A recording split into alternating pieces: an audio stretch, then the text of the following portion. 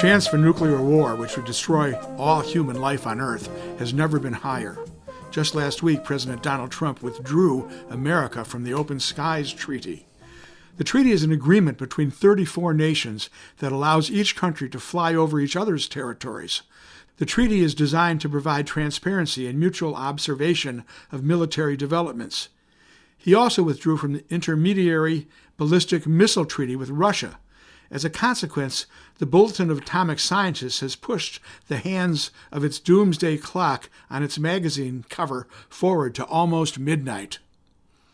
Shortly after taking office, Trump pulled out of the Iran nuclear deal. Trump enjoys the financial and political backing of big business, the banks, the hedge funds, and the military-industrial complex. These moneyed interests profit greatly from the nuclear rearmament, which is now going on. First under Obama and then Trump, $1 trillion is planned to be spent over the next 30 years for a new generation of nuclear weapons, including low-yield ones, which are likely to be used.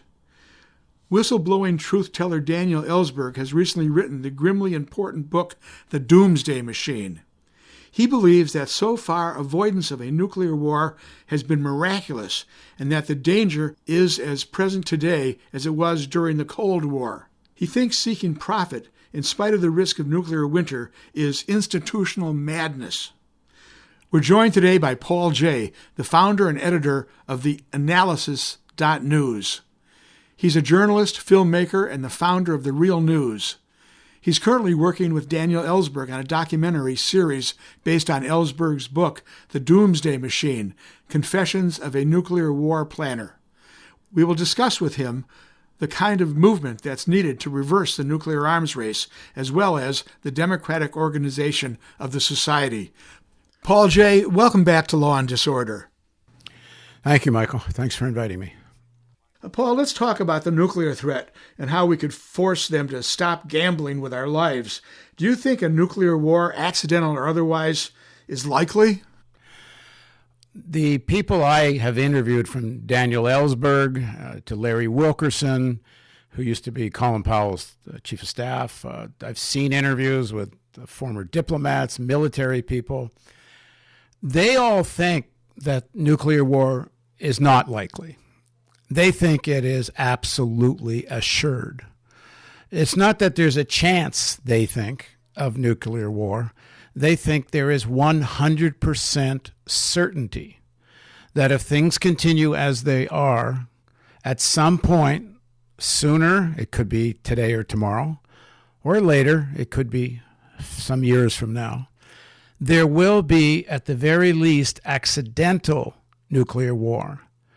That the safeguards simply aren't safe enough, and that this new investment, the new nuclear arms race that has started under Obama, but it's also happening under Putin, driven by the military-industrial complexes of Russia and the United States, although the Americans are certainly more the instigators. But that these whole new whack of nuclear weapons that are coming online, and the old ones that still exist and in deteriorating situations that are not safe, the possibility of accidental nuclear war is not possible. It is certain. They think the possibility of some kind of terrorist attack using dirty bombs could be mistaken for an attack by a major power. If the dirty bomb went off in New York, if someone would have put a small nuclear bomb in a container ship and it blows up in New York Harbor, there's only a 10-second window. We're still on a hair trigger alert between Russia and the United States. 10 seconds for the militaries of both countries to decide if what just happened was an attack or terrorist attack, an accident. 10 seconds. All the people I've You're not talking to, 10 minutes, you're talking 10 seconds? 10-second hair trigger that on a radar map, they see blips coming in to decide whether it's geese or bombers. Everyone uses the same phrase. It is a miracle we are still here. The miracle is because on several occasions, I think it's close to a dozen, if the protocols had been followed, the soldiers who saw the blips, or depending on the case, what the situation was, but they didn't follow orders. And that's why we're still here talking about it. And if you want, I can give a couple examples of those cases. Yes, please do. I know it's out there in the press somewhat, but I learned more about it in talking with Daniel Ellsberg. I'm working on a film with Ellsberg, which is kind of why I'm into this topic. Because before I started interviewing Ellsberg, I was in nuclear war denial as much as everybody else was. It just was not anywhere near the front of my consciousness. All of us, I think, when the Cold War ended, just kind of the whole anti-nuclear movement just went away, and people thought, oh, well, Russia and the United States, they're going to get along now. They'll figure out the old nukes and all this. And it just receded as an issue. But all the people that know the issue say it's actually more dangerous now than it was during the Cold War. But Ellsberg woke me up to this. And one of the stories in his book, Doomsday Machine, and this documentary series I'm going to be doing is based on that book, was during the Cuban Missile Crisis. There was a Russian submarine underneath the American ships as the American ships were blockading Cuba. What the Americans didn't know is that the Russians had a protocol that if the submarine was out of contact with Moscow for 48 hours, if they couldn't establish radio communication, they should assume nuclear war had broken out and fire. They had some kind of nuclear-tipped small missiles, and they were only 40 miles off the coast of the United States. And they should fire into the United States, assuming that Russia had been attacked, Soviet Union had been attacked. Well, when the Americans didn't know about that protocol, what the Russians didn't know is the Americans had figured out how to jam communication between the submarine and Moscow. So the communication does go down for 48 hours because it's being jammed. The Russians don't know that that's the reason. The 48 hours go by, and it's time to break out the envelopes that give the trigger orders, the shoot orders. So they bring out the envelope, and the protocol is 3 senior officers have to sign that they've agreed it's appropriate to fire. So the captain signs, number 2 in command signs, and then it's up to number 3. The number 3 is actually the guy who's the party official, and he represents the Soviet Communist Party on the ship, and he has to sign, and he refuses. He says, what if this is a technical problem? And he actually gets disciplined when he gets home, but it's only because he refused to sign that nuclear war didn't break out during the Cuban crisis. And there's other examples like this, both in Ellsberg's book and elsewise. We're only here because a few people refuse to follow orders, and it really is a miracle. Who owns the nuclear weapons production industry, and is it very profitable? Well, profit is what it's all about, and this is what's ridiculous. People have to understand how systemically dangerous capitalism is now, and this nothing says it more than the fact that it's purely profit driving the nuclear war strategy of the United States. Daniel Ellsberg has a line which he says, the nuclear weapons program after World War II was a commercial subsidy for the aerospace industry. That there simply was no military justification to develop a nuclear weapons program after World War II. He points to the ICBMs.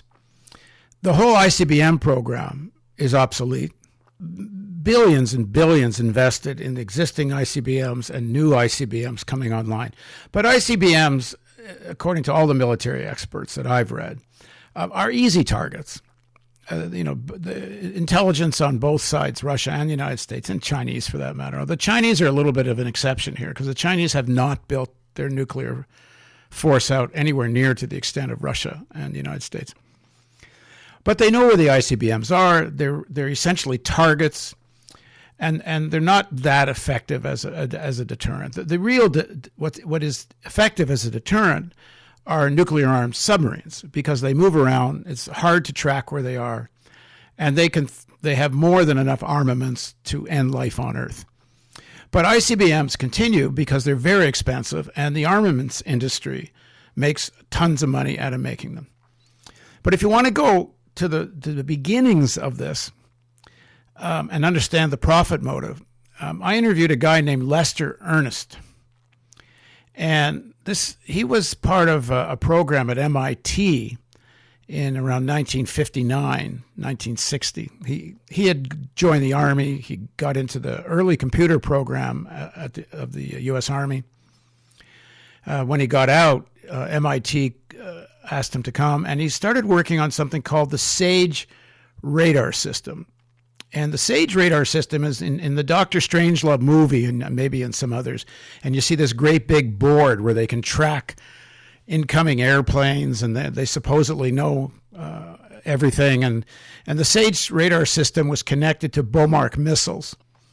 And what SAGE would do is if Russian bombers were flying in, the computer system, and this was the largest gathering of computer power in the history of the world, at the time. And in fact, some of the technology that led to the creation of the internet came out of the work done to develop the SAGE radar system.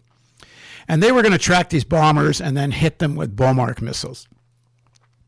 And this gave everyone the assurance that the United States would be safe and with developing their own nuclear armaments threat and this defense system, they didn't have to worry. There was even an underlying suggestion that the United States could conduct a first strike against the Soviet Union and still be safe because of SAGE and the Bomark missiles. So anyway, Lester goes to work at MIT, and he gets there. He's there 2 or 3 days, and he turns to one of his colleagues, and he says, how did you guys figure out the radar jamming systems? Because we know the Soviet planes and our planes, everybody's got radar jamming now. And Lester told me, and I have this on camera, Lester says, there's a long silence. And the guy says to him, well, we didn't really figure that out. And Lester says, well, then none of this works. And the guy says, well, we don't talk about that. The whole thing was a fraud. They spent, in today's dollars, $1 trillion over about 25 years, and the whole thing was a scam. And the manufacturers of the SAGE radar system, the manufacturer of the Bomark missiles, which they then, this is another great one, I love this one. Lester's asked to go to Congress. And this is asked by the armaments people, some of the Pentagon people, to go to Congress and get them to agree that the Bomark missiles that are going to shoot down these Soviet planes should be armed with nuclear warheads, And I said to Lester, hold on for a second. So you're going to go to Congress and get them to recommend that Soviet bombers flying over Canada and the United States with nuclear weapons are going to be hit by missiles with nuclear weapons. And all this is going to happen over Canadian and American territory. And this is making everyone safe? I said, I'm sorry, excuse my language, that's f***ing insane. And Lester says, of course it's insane. I said, did you do it? He said, yeah, I went. And they agreed. And the Bomark missiles were armed with nuclear missiles. I said, why did you do it? He said, we were just at that point in it for the money. We all thought we were all going to die.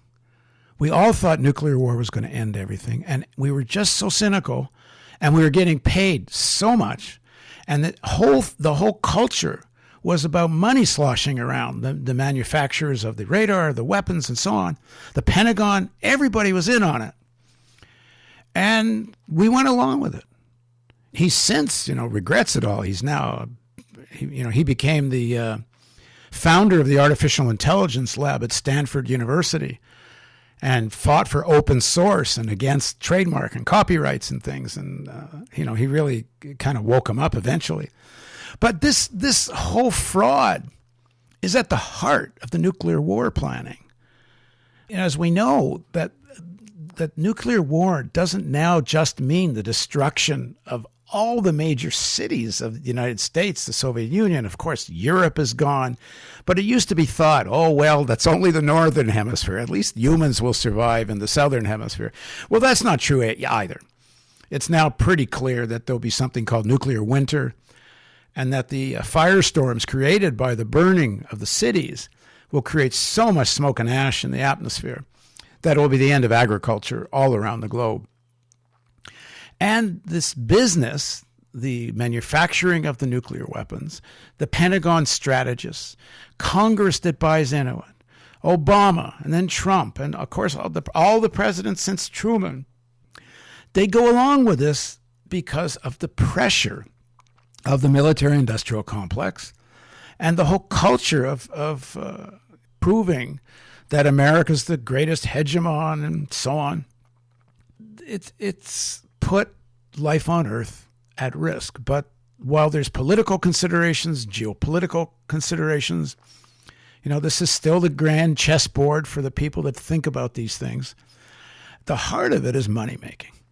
We've got about 10 more minutes, Paul, and I've got 3 more questions for you. Does America's dominant global commercial position depend on military might, including the nuclear arsenal? That's a good question.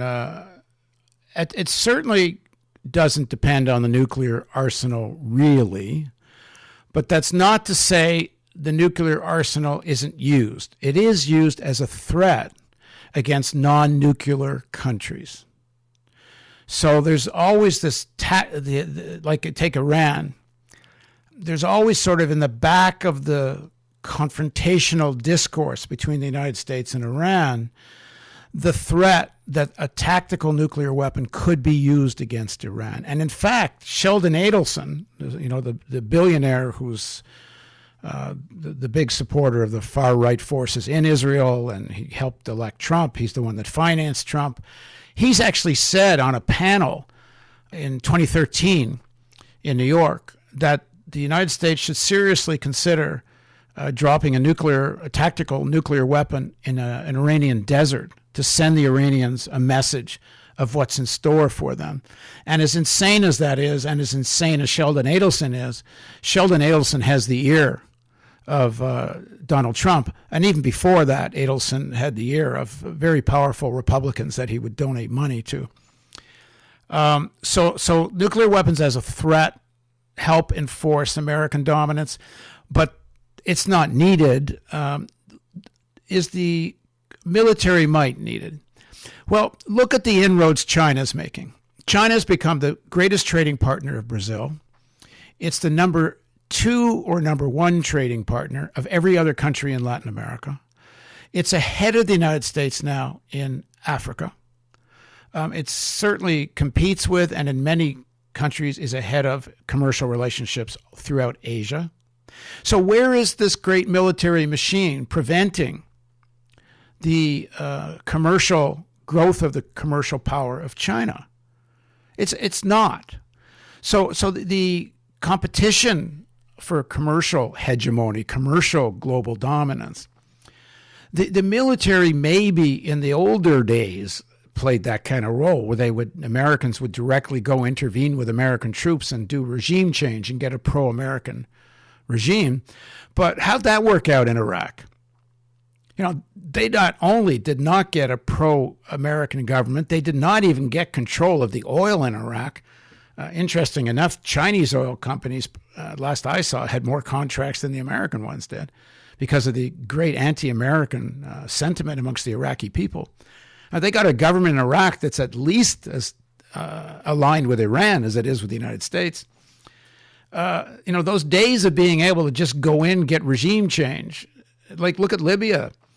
Libya was a grab. The Libyan war was about Libyan oil, obviously. Well, now what you have is chaos, and the Russians are making a big inroad in Libyan oil. So where is it that the military actually supports such commercial dominance? I'm not saying it doesn't do anything. I'm sure in some situations the power of the American armed forces, certainly in the Middle East, in Bahrain, where they have a big fleet, the fact that the army's right there It helps prop up the monarchy of Bahrain and Saudi Arabia. It's not that it doesn't play any role, but it doesn't play that significant a role, because every time they actually try to use the military to intervene, it's a debacle.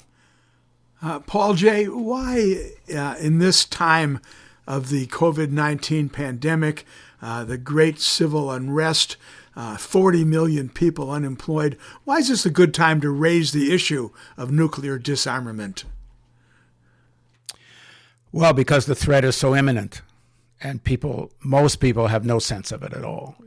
Even on, the left, when I tell people I'm working on a film with Ellsberg about the doomsday machine, they raise their eyebrows and say, well, we've survived it this long. There's no reason to think we won't survive it longer. And climate is far more dangerous an issue, the climate crisis. And, well, I would say the answer is two things.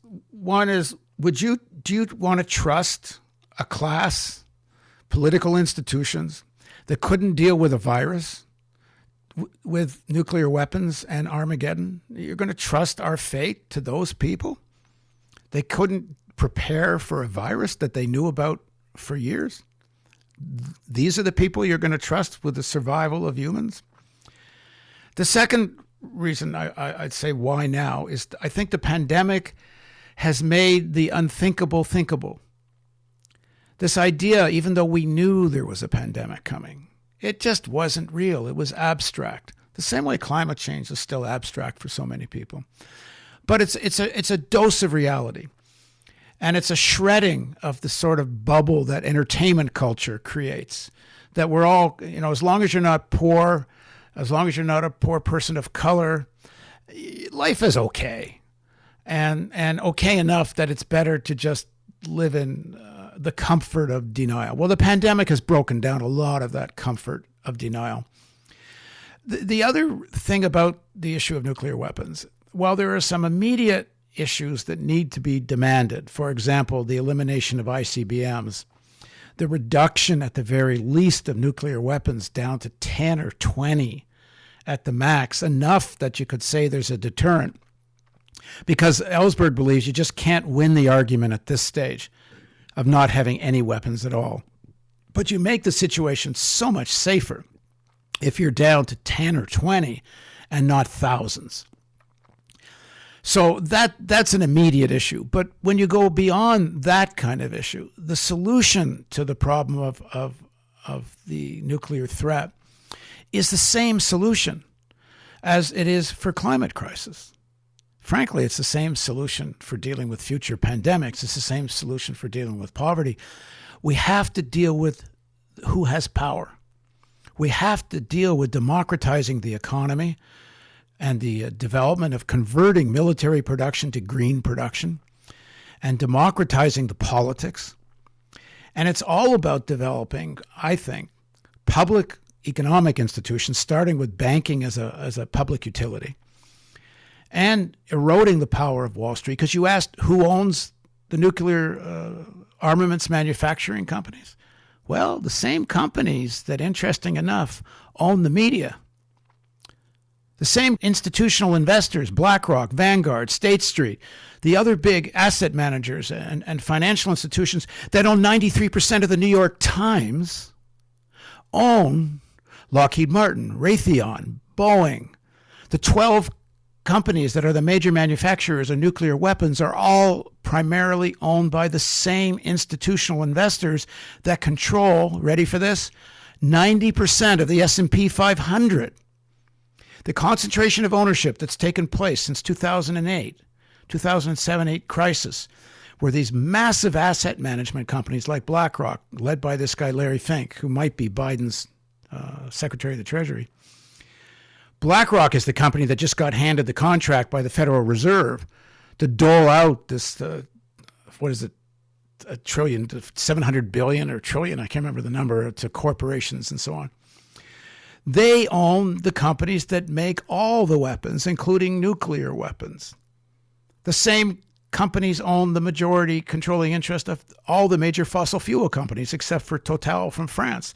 They own all the major corporate media, with the exception of Bloomberg, which is privately owned, and the Washington Post, which is privately owned. But everything that's publicly owned is controlled by the same massive asset management companies. And it's not like this is the evil Dr. Strangelove. These guys are just, that's what they do. They invest and they need maximum return on their capital. Like, whose money is Blackrock investing? Pension funds, sovereign wealth funds, billionaires' money. Between the three top asset management companies, they control $14 trillion. That's more than the GDP of China. Bloomberg says by 2020, they're going to control more assets than the GDP of the United States. It's a machine. It's a blind machine, the way this capitalism works. The consciousness it creates in the people that are the elites and the people that manage these big institutions. They may individually understand how bloody insane it is, just the way Lester Ernest understood how insane the SAGE radar system was. But they can't stop doing it. It's just what it is and who they are. It only changes with a mass movement that demands these kinds of economic and democratic reforms with a power in the streets that far surpasses what we're seeing, and far more conscious, not burning down buildings for no reason, but millions and millions of people in the streets combined with an electoral strategy to elect progressive candidates. And if we don't do it, we're doomed. Well, Paul J., I think this is a fitting time to end our interview. How can people follow your work? We're on the web, www, if people still say that, theAnalysis.news. Or if it's easier to remember, you can do theanalysis.com. Excellent. Paul J., it's been very enlightening having a chance to talk with you. Thank you very much for being on Law and Disorder, and you be safe and be well. Same for you, Michael, and thanks very much. Yeah, take it easy.